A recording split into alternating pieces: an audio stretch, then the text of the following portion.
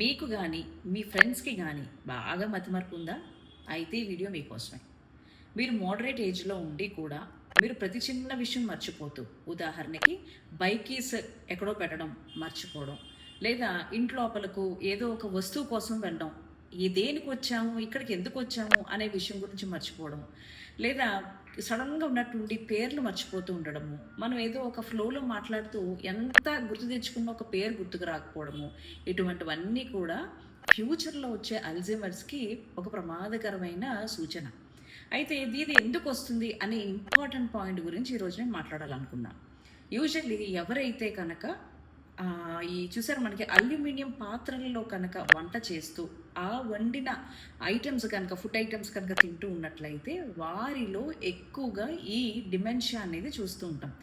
ప్రతి చిన్న చిన్న విషయాలు మర్చిపోతూ ఉండడము ఇటువంటివన్నీ చూస్తూ ఉంటాం. సో ఎప్పుడైనా సరే మీలో ఎవరైనా సరే ఎక్కువ శాతము అల్యూమినియం పాత్రలో కనుక వంటలు చేస్తూ ఉన్నట్లయితే అది ఇమీడియట్గా ఆపేసేయండి. అది ఏమాత్రం మంచిది కాదు. దాని మీద చాలా రీసెర్చెస్ జరిగాయి. ఫ్యూచర్లో ఒకవేళ ఇదే కంటిన్యూ చేస్తూ వెళ్తే కనుక ఫ్యూచర్లో అల్జీమర్స్ వచ్చే ఛాన్సెస్ ఉన్నాయి.